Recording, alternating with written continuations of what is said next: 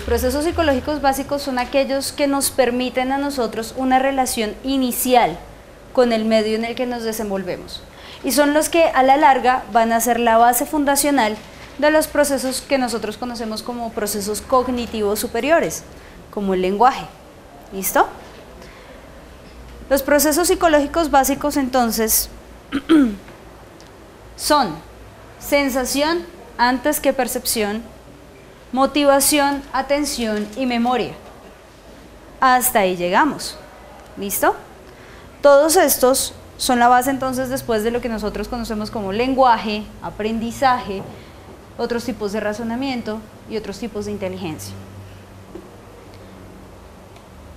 Pero como esto no se aprende leyendo libro, porque para eso ya tenemos un libro en la casa, ¿cierto? Vamos a un caso 1. Tenemos un ejemplo desde neuropsicología. La agnosia visual asociativa se caracteriza porque los pacientes no se quejan de la vista, no reconocen los objetos, pero son capaces de describirlos y dibujarlos mediante la copia de lo que están observando. Teniendo en cuenta eso, ¿ustedes qué creen? ¿Que la agnosia visual corresponde a una alteración en qué sistema? ¿Sensorial? ¿Perceptual? ¿O es una alteración de nivel neuropsicológico o de nivel cognitivo?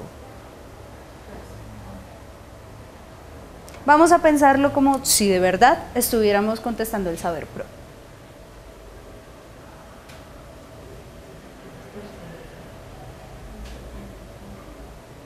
¿Listo? Vamos a hacerlo más participativo. ¿Quién dice sensorial? Levante la mano. ¿Quién dice perceptual? Levante la mano. Bien, 2. ¿Quién dice neuropsicológica? Levante la mano. ¿Pueden haber dos? No, solo una. Saber pro, única respuesta. Bien. Cognitiva, ¿quién dice? Una. ¿Y el resto? ¿No saben, no responden? ¿Nos devolvemos a segundo? Bien.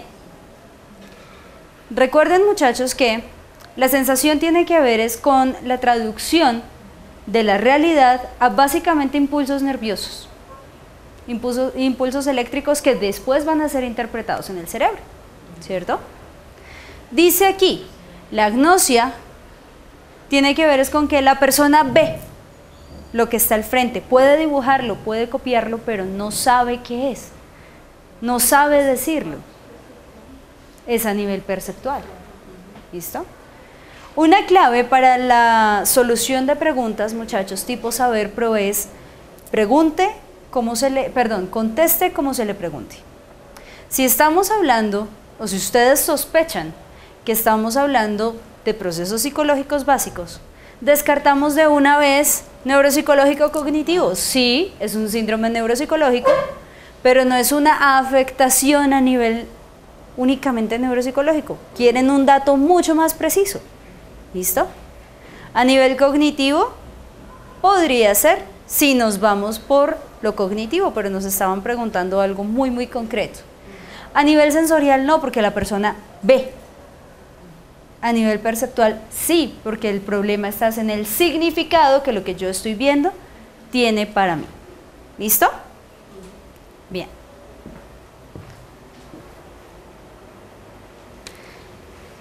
Siguiente pregunta. Con base en lo anterior, la sensación se transforma en percepción ¿cuándo? A. La información llega a la corteza primaria. B. El individuo identifique la fuente de estimulación. C. Tenga significado para el individuo. D. Se hace traducción de la información a impulsos eléctricos. Entonces, van a tomarse 2 minuticos para analizarlo.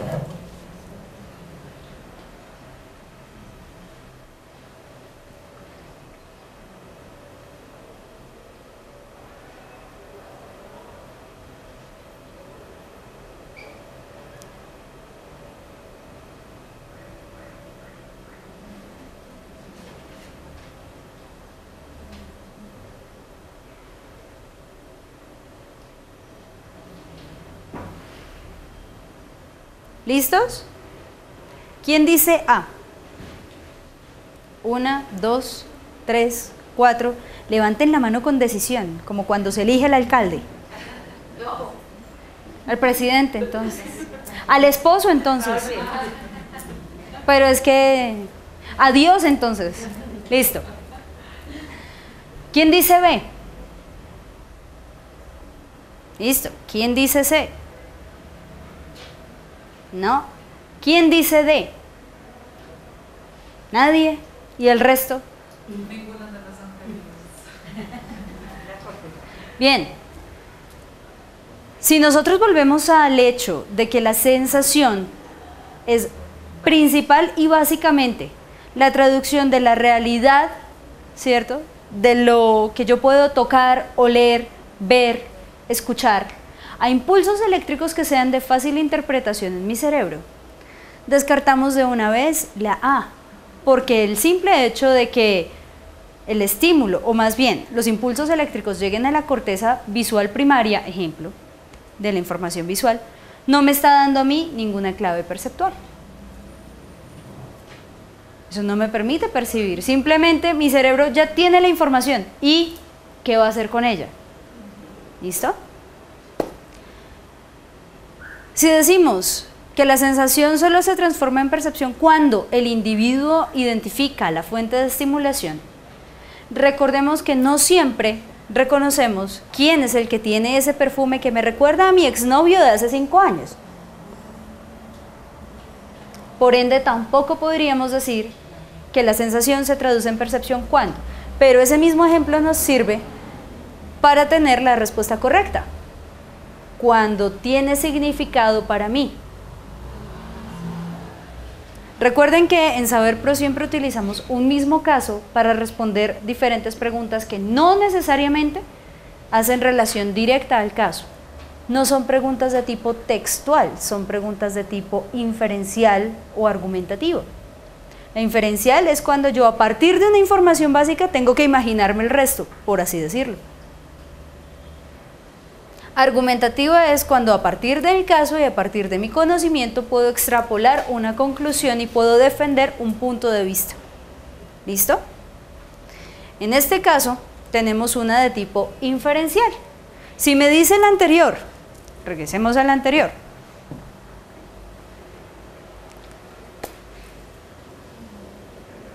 Que la alteración se da a nivel perceptual y es porque la persona no puede encontrarle significado a la cuestión. La siguiente sencillamente tiene que ir con significado. La sensación solo se transforma en percepción cuando tiene un significado determinado para el individuo. ¿Listo? ¿Más o menos? ¿Vamos bien? ¿No vamos bien? ¿Ya estamos procesando? Perfecto. Listo. Voy a hacer un pequeño paréntesis para todos y yo creo que para todos los que después me van a ver en YouTube. No soy del tipo ortodoxo, no les voy a dar clase. La idea es que a partir de preguntas muy sencillas vamos a ir desarrollando no solo habilidades para recordar lo que nosotros vimos en procesos psicológicos básicos, sino de analizar tanto casos como el tipo de pregunta. ¿Listo? Bien. Esas son las competencias que quiero que ustedes adquieran el día de hoy. ¿Habían escuchado algo ustedes de la relación entre autismo, sensación y percepción? ¿Qué habían escuchado ustedes de la relación entre autismo, sensación y percepción? Que las sensaciones que perciben las personas que tienen este espectro generalmente son muy diferentes a las sensaciones de nosotros. Pueden ser mucho más amplias o menores. Amplias o menores. ¿Podría ser alguien más? Sí, la percepción del entorno es diferente. ¿En qué sentido es diferente? Porque la percepción es más elevada en el autismo, en la persona que tiene autismo, mucho más elevada. Exactamente. ¿Eso qué implica? La persona que sufre de autismo, pero no es con todos los tipos de autismo, ¿listo? es más sensible al entorno. Recuerden que nosotros generalmente tenemos la capacidad de focalizar nuestra atención a determinado estímulo. Ejemplo, si yo te veo a ti, la puedo ver a ella, pero de forma muy difusa, muy borrosa. Hace parte del entorno, pero no es mi foco atencional. Los niños autistas o las personas autistas generalmente no logran focalizar su atención. Adicional a ello, ellos tienen umbrales perceptuales, lo vamos a ver un poquito más adelante, extremadamente bajos. Eso implica que cualquier estímulo es absolutamente insoportable para ellos. ¿Listo? Vamos a poner un ejemplo. Si yo tengo un niño autista de 7 años, vive con los padres, estudia en un colegio especial para niños autistas, y uno de los factores que se quieren trabajar y que le piden a ustedes que fortalezcan es la socialización del niño. ¿Cómo harían ustedes? ¿Qué estrategias se les ocurren? Tengan esa pregunta ahí y al final de la recapitulación de sensación y percepción vamos a tratar de responderla, ¿listo? Desde nuestro rol como psicólogos, porque ustedes ya casi son mis colegas. Bien, en psicología básica es en donde más experimentamos con sensación y percepción. ¿Listo? No sé si ustedes alcanzaron a trabajar con Sniffy, la ratica virtual. ¿Sí? Bien. ¿Con raticas reales? ¿También? Pero las reales son más chéveres. Bien, en psicología básica nosotros utilizamos dos conceptos fundamentales y es la estimulación o sensibilización, ¿cierto? Que tiene que ver con los umbrales máximos y mínimos, y la discriminación de objetos, de estímulos. Eso usualmente lo hacemos en análisis experimental del comportamiento. Ejemplo claro, yo quiero que la rata escoja entre una u otra opción. Entre más comida con mayor demora o menos comida con menor demora. Esa es la base de los experimentos de autocontrol, por ejemplo. Yo tengo que ver, primero, cómo va a ser la rata para diferenciar cuál es el comedero que le da más comida con mayor demora. ¿Qué tengo que tener en cuenta? Primero, los umbrales máximos y mínimos de la rata. ¿Las ratas ven a color? No ven a color. Por ende, el que yo utilice luces de colores no me va a funcionar, pero si yo estoy hablando de un ser humano, sí funciona. Rojo para que pare, verde para que arranque, en teoría, ¿no? No funciona al 100% de las veces. Cuando yo entonces tengo en cuenta eso, tengo que ir hacia qué intensidades de luz reconoce mejor la rata. Si yo quiero que la rata aprenda a discriminar entre uno y otro y voy a utilizar luz, puedo utilizar una más fuerte que la otra. ¿Listo? Con eso ya empiezo a generar un factor diferenciador. ¿Qué sucede, por ejemplo, cuando yo no tomo en cuenta el umbral de discriminación? El umbral de discriminación es ese mínimo necesario para que la rata diferencie entre una luz y la otra luz. Puede que yo ya no tenga una mucho más alta que la otra, sino una alta y la otra media. Si la rata se supone ya discrimina entre la que le da mucha comida, que es la de alta intensidad, y la que no le da tanta comida, que es la de baja intensidad, lo que yo puedo hacer es que cuando tengo la alta y la media, si la rata empieza a responder indiscriminadamente con ambas palancas, puedo decir, bueno, el umbral de discriminación está un poco alto. Necesito establecer una diferencia más grande entre las intensidades de luz de una y otra opción. ¿Listo? ¿Vamos hasta ahí? Bien.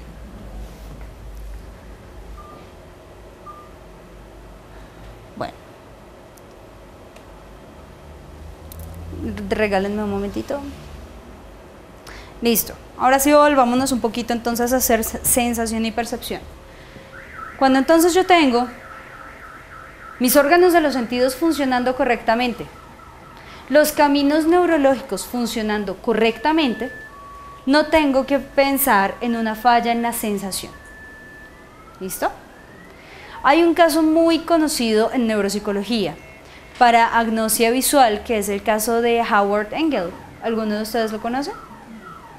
Es un escritor canadiense que un día se levantó en la mañana, cogió el periódico y pensó, lo cito, que el periódico estaba en un alfabeto cirílico que él no conocía, con el cual no estaba familiarizado, y que por ende alguien estaba jugando una broma.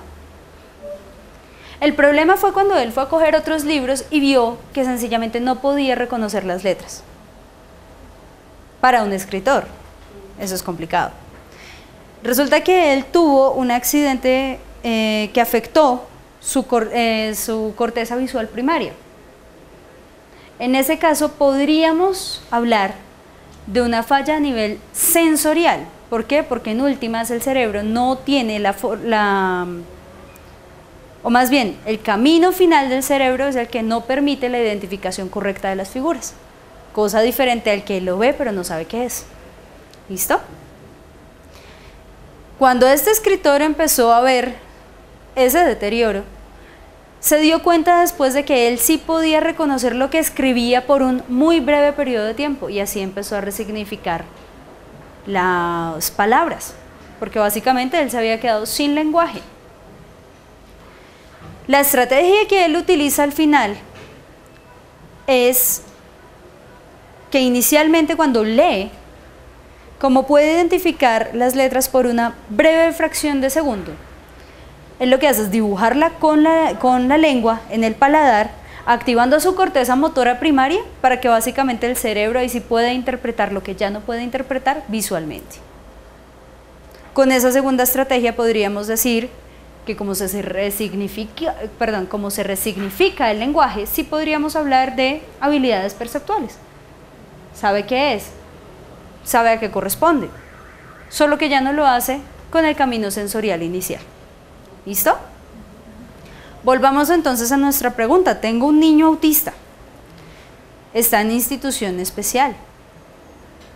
Vive con los papás. No vive en la institución. ¿Cómo puedo hacer yo para empezar a hacer que este niño socialice si yo de entrada sé que para el niño el contacto con el ser humano es absolutamente insoportable? Caballero. Sí, tú. Pues es que los dos únicos caballeros que están acá son tú y él, y pues no creo.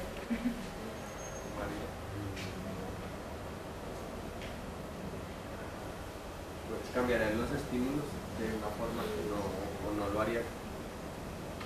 No. ¿Vas a dejarlo apartado del resto toda la vida?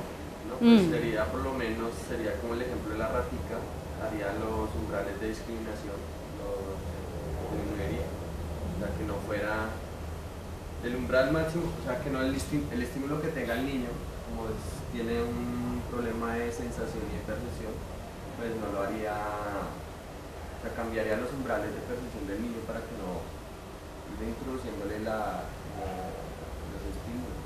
¿Cambiarías los umbrales de percepción del niño? Sí, o sea, por lo menos. Hago el ejemplo textual de la ratita. El niño percibe cualquier situación cualquier estímulo o sea, es muy incómodo para el niño. ¿Qué haría yo? Pues trataría de que cualquier estímulo para el niño, o sea, en el ejemplo como tú colocabas de la rata, que los colores, miraríamos cómo que no le afecta tanto al niño. Esos estímulos para introducirle poco a poco ahí en el entorno social, no sé. Voy a traducir eso a español para psicólogos. Lo que nosotros deberíamos hacer es entonces ver cuáles de toda la gama de estímulos a la que está expuesta, es decir, a la cantidad de niños que hay a su alrededor, el niño reacciona con menor intensidad. Y con ellos empiezo a hacer básicamente una aproximación sucesiva, como cuando uno va a curar una fobia a veces, hasta que ya yo vea que la reacción es cercana a cero. A medida que yo voy haciendo esto con los niños con los que generan menor reacción, voy aumentando el grado de intensidad, es decir, voy aumentando la aproximación con niños que de pronto sí generen una reacción bastante explosiva, ¿vale? Nosotros utilizamos mucho técnicas como economía de fichas para regular el comportamiento. Entonces yo le digo, si no gritas, te doy una carita feliz. Cuando tengas tantas caritas felices, te voy a dar una recompensa, algo que al niño estimule, porque no crean que a todos les gusta el chocolate. ¿Listo? Si entonces ya cuando yo tengo al niño expuesto a los demás, veo que no hay progreso, tengo que devolverme un poco. Con un niño que no sea de tan alto grado de intensidad, porque eso puede hacer que incluso la reacción se vaya hacia atrás completamente, ¿vale? Por eso es que cuando ustedes ven el manejo con niños autistas, se hace con horarios específicos, ropa específica, no le pueden poner cualquier prenda, tiene que ser la de ellos. O sea que cuando van a estrenar es un complique, ¿listo? Pero se tiene que hacer es de esa forma, sucesivo. Y lo que se logra y lo que se quiere es que al final, aunque obviamente el grado de socialización no va a ser igual al de una persona promedio o a una persona de su misma edad, pues que por lo menos ya no esté como una isla y que por lo menos pueda regularse conductualmente para tratar de establecer relaciones interpersonales, porque como bien sabemos, igual somos seres sociales. ¿Listo? Un poco más claro, ese tipo de casos les pueden salir a ustedes. ¿Qué haría usted si? ¿Listo? Bien. ¿Cómo vamos hasta ahí? Listo. Vamos a tener un pequeño ejercicio. Van a imaginarse un carro. Ya se lo imaginaron. ¿Listo? Para explicar la percepción. ¿De qué color era el carro? ¿De qué color era? ¿Quién imaginó un carro rojo? ¿Quién uno azul? ¿Quién uno amarillo? ¿Blanco? ¿Plateado? ¿Negro? ¿O le hizo merced de qué color? Gris. Gris. ¿De qué color es tu carro? Gris. ¿Quién fue la del carro blanco? ¿De qué color es tu carro? ¿Y el tuyo? Ah, bien. Nuestra percepción está muy ligada con nuestras experiencias previas. Lo que sucede en la percepción es que nosotros por aprendizaje empezamos a relacionar ciertas palabras, ejemplo, o ciertas expresiones o ciertas imágenes con un significado propio. Es lo que nosotros en cognitiva conocemos como cuando básicamente almaceno una imagen con un significado. No. ¿Representaciones? ¿Recuerdan que la representación se termina convirtiendo en una imagen mental? Que tiene que ver con todos los procesos de memoria, aprendizaje, emoción y la experiencia que yo he tenido. Bien. Pero todo esto tiene de base la percepción. Yo tengo que percibir el carro. ¿Qué es un carro? Realmente es un vehículo de 4 ruedas en el que caben alrededor de 5 pasajeros. ¿Listo? Que tiene puertas, tiene techo, diferente a una moto. Incluso diferente a una cuatrimoto. La cuatrimoto tiene 4 ruedas, pero no tiene ni puertas, ni techo y no le caben 5 pasajeros. ¿Listo? Cuando yo entonces empiezo a generar mi experiencia con esos objetos es cuando empiezo a recobrar significados. Y ahí es en donde empieza a verse el proceso de memoria. Y después del de memoria, el de aprendizaje. ¿Listo? Por nuestra experiencia y por los procesos maduracionales a los que nosotros pues, nos vemos expuestos, es que nuestra percepción puede ser o no errónea. Un ejemplo claro, ¿de qué color se imaginará una persona acromática el carro? ¿O blanco? ¿O gris o negro? Aunque su carro sea verde. ¿Por qué? Porque sencillamente la información de los sentidos no es suficiente para que él pueda concebir un carro de otro color. ¿Listo? Bien. Caso número 2. JM, porque recuerden que nosotros no ponemos nombres de pacientes, nunca, si acaso las iniciales. Es un niño de 6 años de edad, actualmente cursa transición y es remitido a valoración inicial por la docente, quien reporta que el niño es hiperactivo, no atiende a su maestra, no puede quedarse quieto cuando finaliza las actividades y cree que puede sufrir de retraso mental porque no hace lo que se le dice. Se sospecha un TDAH. ¿Qué es TDAH?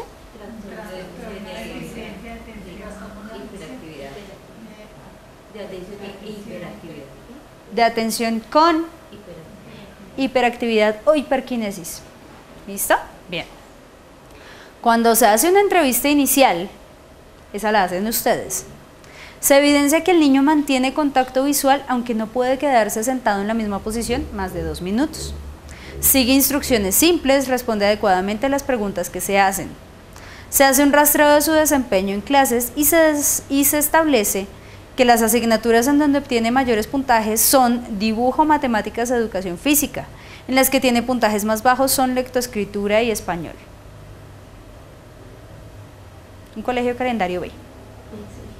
¿Listo? La pregunta, ¿tienen a este niño? ¿Lo remiten a ustedes? La profesora ya les dijo o tiene retraso mental o de pronto tiene trastorno de déficit de atención. ¿Qué hacen?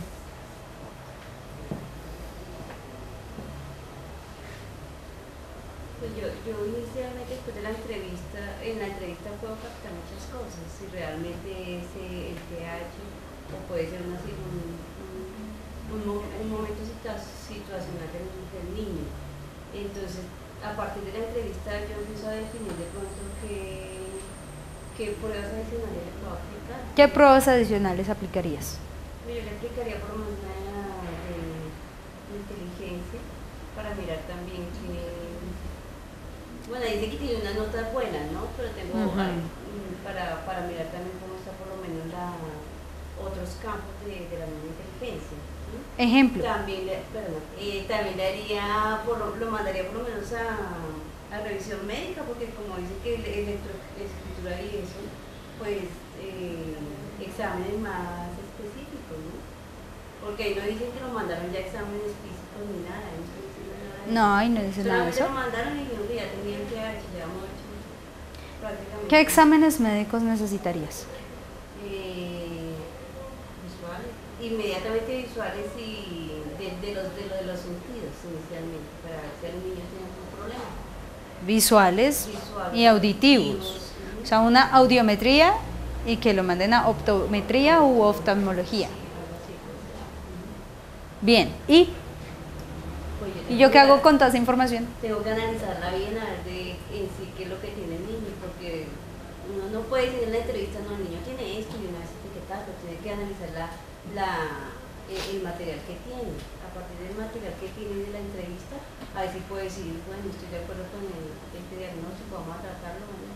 Pero no puedo inicialmente mandarme a decir, voy a tratarlo, hay que venirlo, hay que hacer esto. Ok. ¿Quién más?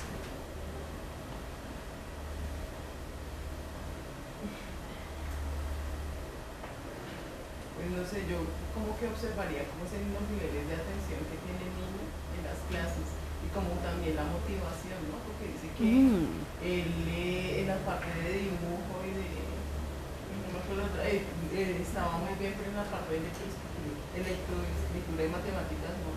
Quizás es que en matemáticas también le iba bien. Sí, y quizás es la parte, yo pienso que la parte de atención y de motivación en el niño, en el lugar donde está recibiendo las clases, porque quizás la motivación no es lo suficiente para que preste atención a lo que se le está dando en esas clases y por eso se puede levantar y no prestar atención suficiente. Ok. ¿Quién va por la opción de los exámenes? ¿No? Yo voy con la opción de las pruebas, test, cuestionarios, etcétera, pero previo a eso también que tendría en cuenta otros factores con externos, porque no necesariamente un problema hiperactividad puede ser causa del mismo niño, si se ha demostrado que en otras áreas, por ejemplo, si es competente y le llama la atención, puede ser ya problema de pedagogía, de metodología, otras cosas. se descartaría una cuestión que se necesita. O sea que te aproximas más. A las pues, tengo en cuenta una. Ok. Bien. Sí se podría aplicar una prueba para medir niveles de inteligencia. ¿Qué prueba aplicarían teniendo en cuenta al niño? ¿La cual? WISC. WIPSI. Bien. De atención, de pronto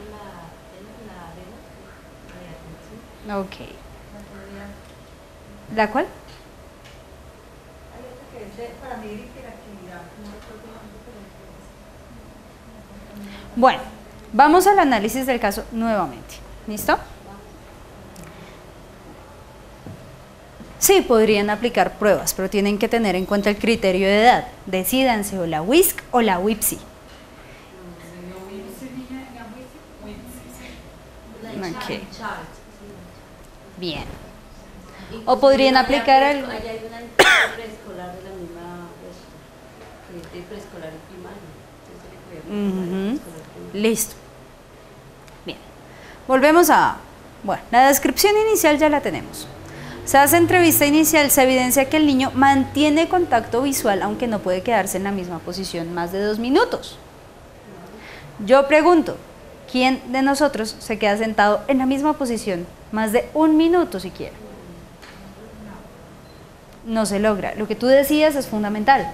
En la entrevista, y ahí sí recuerden su entrenamiento para saber pro en clínica, en la entrevista, que es lo primero que yo hago para tratar de aproximarme también a mi consultante, es en donde yo puedo dar cuenta de cómo está en realidad. Digo, mantiene contacto visual. Si yo me voy a los manuales diagnósticos, me doy cuenta que un niño con trastorno de déficit atencional no mantiene contacto visual. O lo mantiene y te evade, lo mantiene y te evade. ¿Listo? Y son periodos de máximo 10 segundos de mantener contacto visual. Aparte tengo que ver también el grado de socialización del niño, porque puede que el niño no mantenga contacto visual, pero me está poniendo atención. ¿Cómo lo mido? Sigue instrucciones simples. Responde adecuadamente las preguntas. Si responde adecuadamente las preguntas es porque está escuchando lo que yo le estoy diciendo. Entonces ahí ya tenemos un bagaje inicial, algo de dónde empezar. Luego entonces yo me doy cuenta que puede que la cuestión no sea tanto del niño. Y en efecto, lo que yo hago es irme a ver qué es lo que está sucediendo en las clases. ¿En qué escenario se ven ustedes acá? Como psicólogos, ¿qué? Educativos. A eso se van a enfrentar. Bien. Tras realizar una observación detallada de cada una de las asignaturas, se encuentra que las asignaturas con mejores puntajes tienen una metodología dinámica que permite cambios de postura permanentes, ejercicio tipo problema y se permite el aprendizaje colaborativo. Mientras que en las asignaturas de puntajes más bajos la metodología es lineal, podría describirse como pedagogía bancaria y no se permite el compartir entre pares. Entonces sí, puede que tenga que ver un poco más directamente con la metodología misma. ¿Y en qué influye la metodología? Acorde a lo anterior, a ese caso extenso un poquito, podemos decir que el principal problema de JM se relaciona con atención, percepción, motivación o pautas de crianza. Motivación. ¿Por qué no pautas de crianza? Pero en el ámbito escolar también se tienen que tener algunas pautas de crianza que vienen desde la casa reforzadas por el docente. Entonces, ¿por qué no? Parece que su problema está ligado directamente con el entorno escolástico. Con el entorno escolar. La atención es en la escuela más que todo. Ok. No puedes realmente decir eso porque no sabemos cómo se está comportando en la casa. Pero ¿Ves? se reporta el problema de la escuela, ¿no? Claro, se reporta el problema de la escuela únicamente. Pero aquí hay algo que ustedes tienen que tener en cuenta, muchachos. Cuando estén en un examen tipo Saber Pro, no imaginen nada. ¿Listo? Cíñanse a la información que uno tiene. Porque el problema es que cuando uno empieza a hacer intrusiones del conocimiento que uno tiene, o que uno cree tener, podemos equivocar la respuesta. Yo no escojo pautas de crianza no porque el niño no se porte mal en la casa o desatienda en la casa, porque yo no sé. A mí no me dijeron y yo tampoco me fui a preguntar. ¿Listo? De pronto se diría otro paso. Yo voy a preguntarle a los papás cómo le va al niño en la casa. No, lo hago por descarte simple. Si me están preguntando aquí procesos psicológicos básicos y este no es un proceso psicológico básico, es la respuesta incorrecta. ¿Listo? Por descarte simple. Así de sencillo. Aparte porque se supone que en las anteriores me estaban preguntando a mí de pronto de procesos psicológicos básicos. Ahí es cuando yo digo, pero que tiene que ver como con lo mismo. Digo que no es atención de pronto por la información que me dieron a mí en el caso. Digo que no es un problema perceptual porque no hay realmente un problema de asociación de sensaciones y conceptos. Si le va bien en matemáticas es porque tiene que tener buen ligue entre concepto y ¿listo? Por ende, en efecto, si yo después voy a ver que el problema es la metodología, y la metodología impacta directamente en motivación. Así que yo no contesto motivación porque es la que me parece, sino porque es a la que le hago el análisis. ¿Listo? ¿Qué tipos de motivación existen?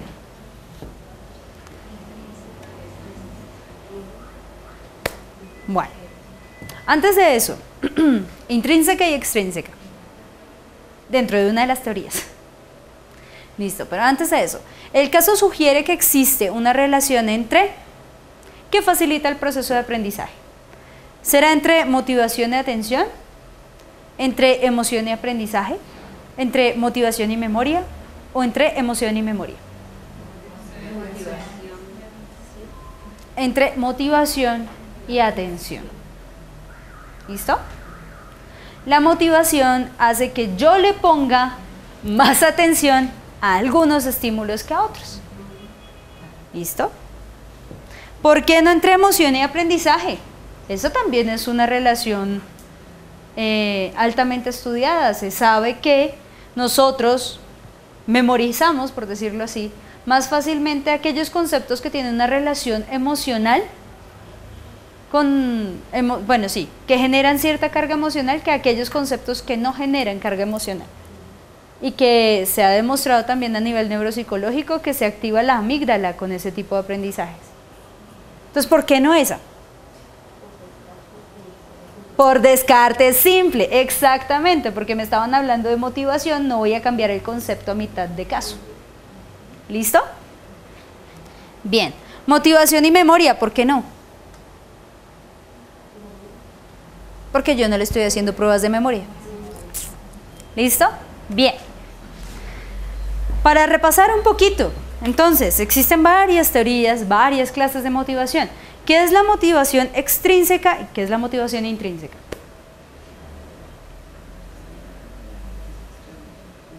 Sí, la motivación extrínseca es aquella que parte de eventos externos, acciones externas que ayudan para que la persona se mueva ante estímulos que le van presentando por ambiente y por personas. Mientras que la intrínseca son acciones que realmente ya han proyectado en sí y se comportan generalmente de esa forma de acuerdo como a los objetivos o metas que tienen propuestas. Bueno, vamos a simplificar todo eso. ¿Listo? Tienen que ser concretos, muchachos. La motivación extrínseca está dada por factores ambientales. La motivación intrínseca por lo que el individuo quiere. ¿Listo? Con base en ello también tenemos otros tipos u otras teorías que han tratado de trabajar lo mismo, pero de diferente enfoque. Ejemplo, ¿de quién es esa pirámide? Maslow. La pirámide de necesidades de Maslow. Dice Maslow que nuestra motivación siempre está dirigida a solucionar estas necesidades y que entre más solucionadas tenga estas, más voy a poder llegar al último piso de la pirámide, que es la autorrealización. ¿Quién me puede dar un ejemplo que corrobore la teoría de Maslow?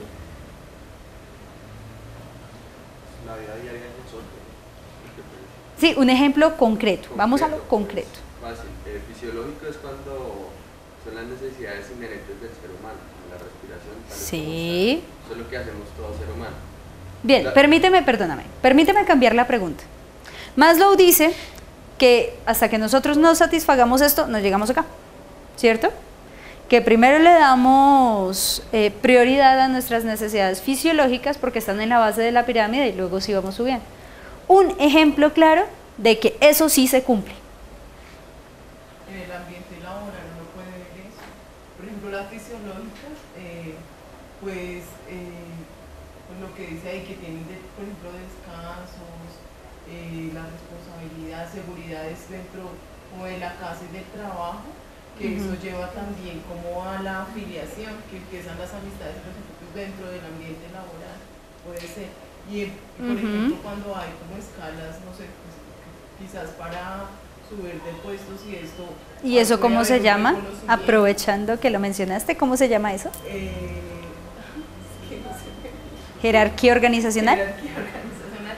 Y ahí es donde uno puede empezar a ver que en la parte laboral puede llegar a una autorrealización porque se aplican las cuatro necesidades que mencionamos. Yo no creo que hasta la autorrealización generalmente se queda. General. Yo creo que todo- Pero igual es, La no sé, autorrealización la autorrealización es más como efímera, pero sí puede ver uno que esas necesidades se Las pueden primeras cuatro se pueden dar, cumplir, depende pero del hasta caso. la última no está tan lograda. Pues,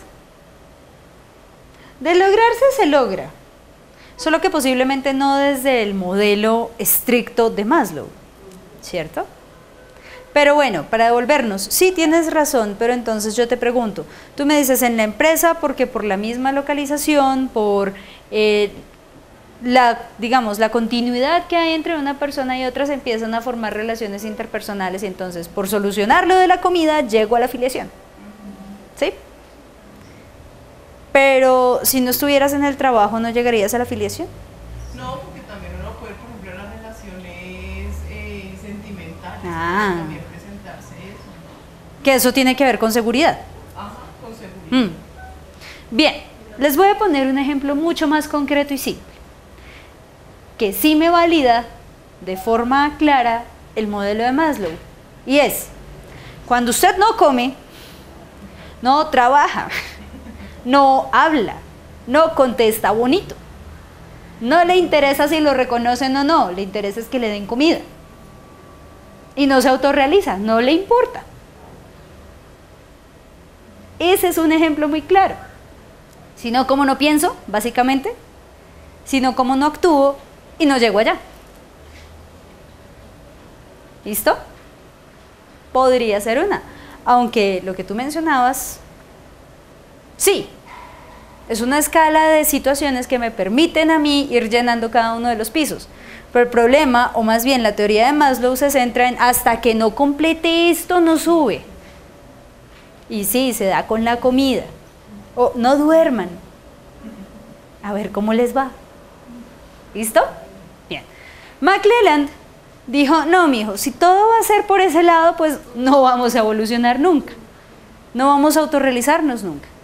Y él planteó la teoría del logro, poder y afiliación, que últimamente se está utilizando también dentro del marco organizacional para el establecimiento de competencias. ¿Qué es la motivación de poder? Voy a ponerles un caso y ustedes me van a decir en cuál de estos tres se encuentra la persona en cuestión. Empleado de 38 años, lleva 10 años en la empresa. Actualmente se desempeña como auxiliar ejecutivo. Durante los 10 años ha subido solo 2 veces de puesto. La remuneración no asciende a más de 1.500.000 pesos y sus obligaciones económicas en este momento se encuentran en 1.300.000 pesos. Con esa información, ¿a qué tipo de motivación podría estarle apuntando mi empleado mal pago? Afiliación.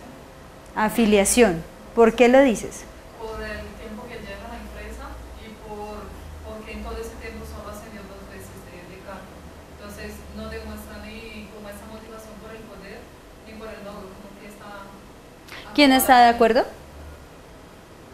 ¿Quién dice que muestra alguna de las otras? ¿Quién dice logro? ¿Tú dices logro? ¿Por qué? Porque así sea de un paso al otro, así sea 2 veces, puede que para él en sus expectativas de motivación sea. Ok. Aquí vamos a analizar al sujeto en ciclo vital. Esta es una pregunta más de tipo inferencial. 38 años, quiere decir que ya se me pasó la juventud. ¿Listo? He ascendido en esos 10 años 2 veces.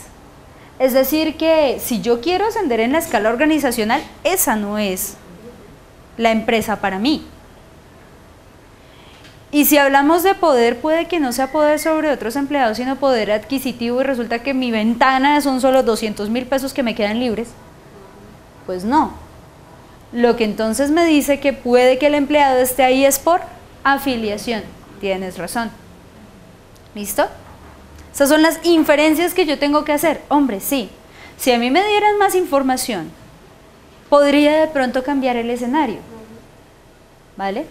Si por ejemplo dijeran, el empleado tiene diferentes conflictos dentro de la empresa precisamente por la presión que siente por su falta de ascenso y por su falta de ascenso, ahí yo podría decir, ah bueno, entonces puede que la motivación cambie a logro. ¿Vale?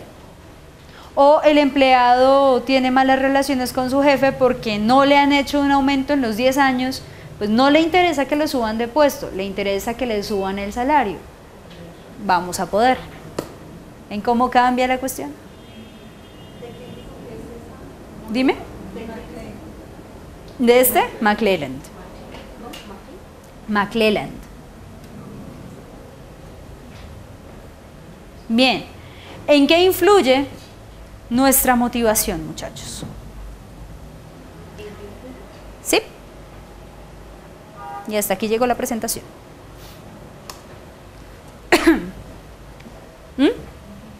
¿En qué influye nuestra motivación?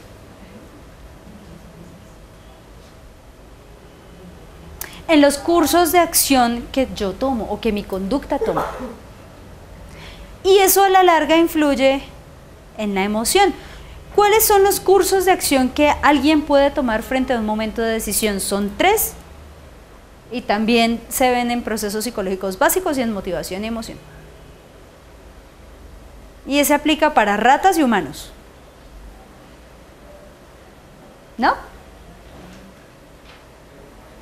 Sencillamente hay 3. Vamos a suponer, ¿tú eres casada? Bien, no importa. Vamos a utilizarte de ejemplo. A ti sí no, porque dilemas morales y no. Listo. Tienes a tu esposo, lo amas, lo adoras, supongamos, ¿no? Yo no sé. Supongamos. Y llega el hombre más espectacular que tú has visto. Él. No, mentira, supongamos que... ¿Recuerda el checklist que uno tenía cuando era joven de tiene que tener esto, carro, casa, beca, plata, demás? Bien, apareció.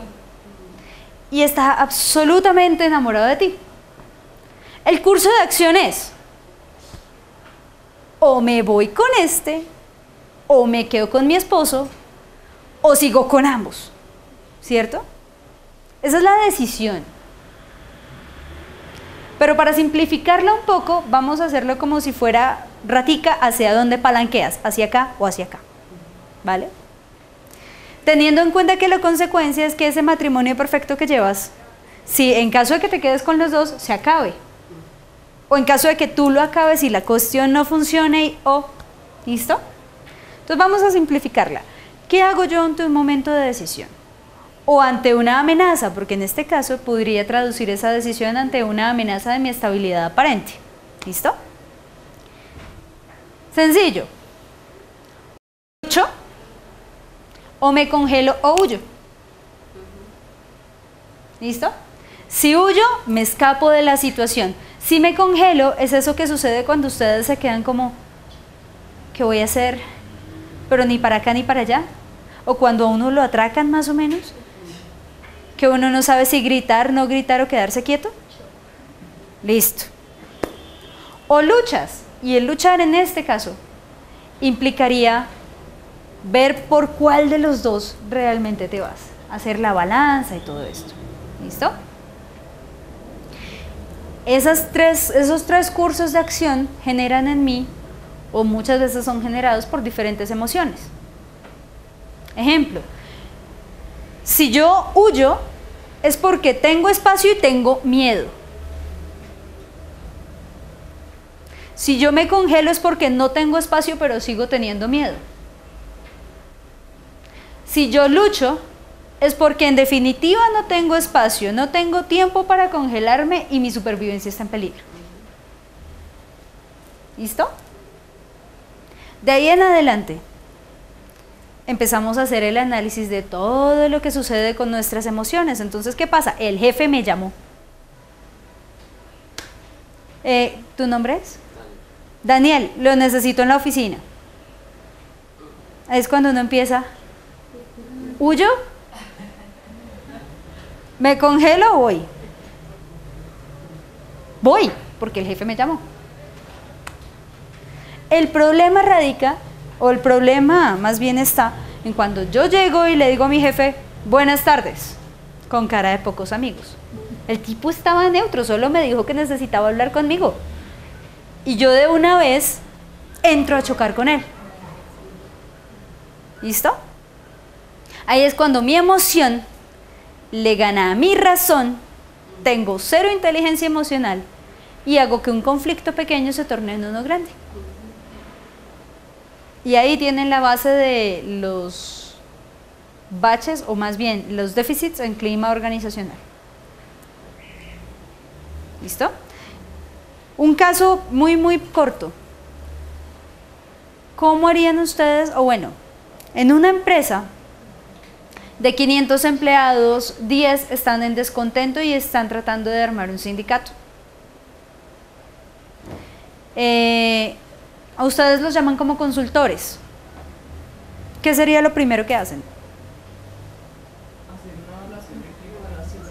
Hacer una evaluación de clima organizacional. Y supongamos, te sale que el clima, sí, bueno, aparte de la evaluación de clima organizacional, supongamos qué instrumento utilizarías tú. Para hacer la evaluación, pues una encuesta donde uno vea como qué es lo que está causando como que estén inconformes los... ¿Encuesta o entrevista? Es que son 500 colaboradores y para hacer una entrevista a 500 colaboradores es algo. Y si se supone que van a tomar una acción que es, por ejemplo, un sindicato, una encuesta, de pronto uno ve cómo son los tipos como de prestaciones, de beneficios que tienen. Bueno. Cómo son cómo es el ambiente entre compañeros, entre superiores. Entonces tengan en cuenta, y eso es pregunta tipo saber pro. ¿Listo? ¿Cuándo haces una encuesta? ¿Cuándo una entrevista? Encuesta, tengo muchos, pero yo tengo unas categorías específicas a evaluar. Pero es que al principio tú me habías dicho, hago una encuesta para saber qué les afecta.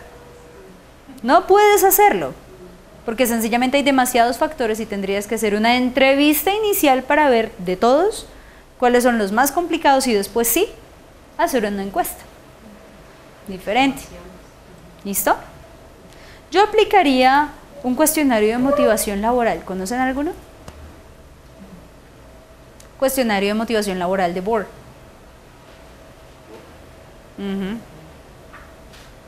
BOHR. Y con eso también puedo ver entonces hacia dónde está motivado mi empleado. Hacia el pago, hacia los compañeros, hacia ascender de puesto. ¿Listo? Y qué tan motivados o desmotivados están.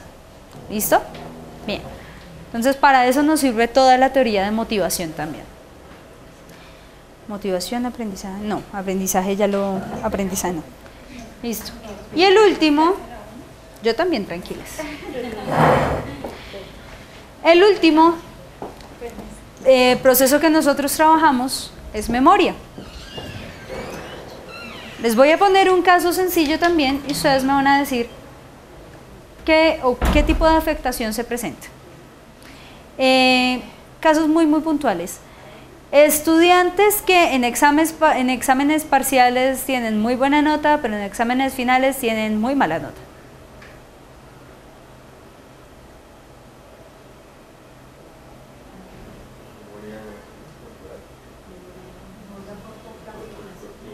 ¿Qué pasa con la memoria a corto plazo? Es la que le funciona. Es la que le funciona. ¿Y cómo nombramos nosotros la memoria a corto plazo? La de trabajo también. Ah, memoria de trabajo.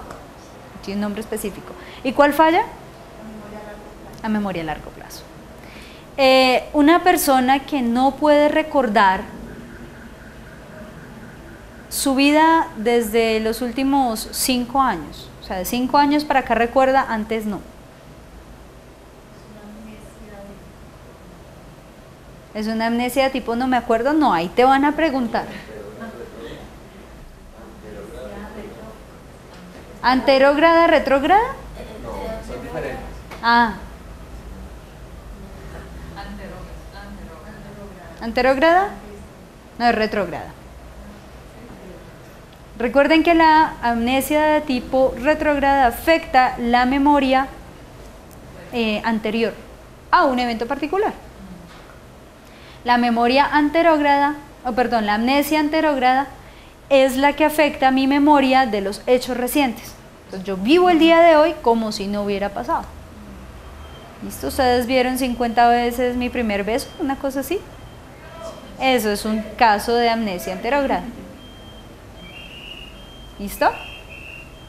¿Cómo evaluarían ustedes memoria?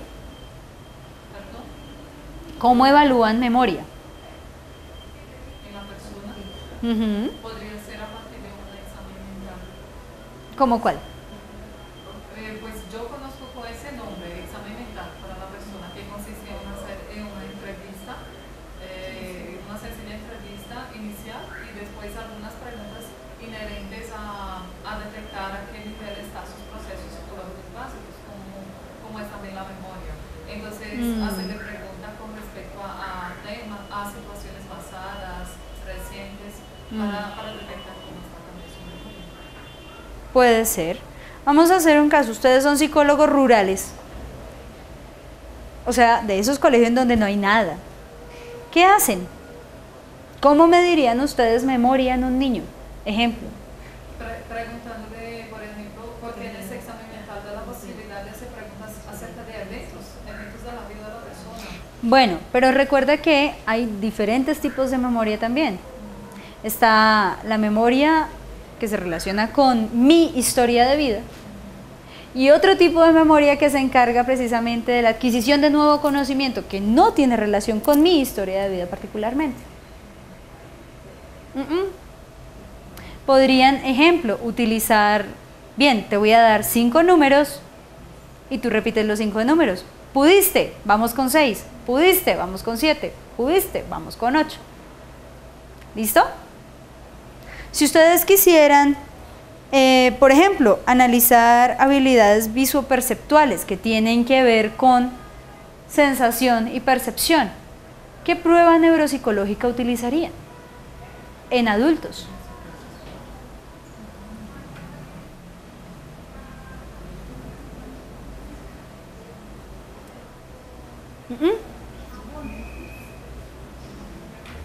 Sencillo, la copia de un dibujo. Pruebas de copia de dibujo. Te pongo un cerdito, copia el cerdito. Que era lo que le pasaba en nuestro caso de agnosia. Yo te copio el cerdito, pero no sé qué es eso. Y no lo veo como un todo integrado. O sencillamente podríamos utilizar la figura compleja de Ray Osterried, en donde también evaluamos memoria visual. Porque primero lo pongo a copiar, luego lo distraigo y luego, bueno, ¿y cómo era la figura? ¿Listo? Entonces, muchachos, Obviamente no podemos ver procesos psicológicos básicos para un saber pro en una sesión de 1 hora.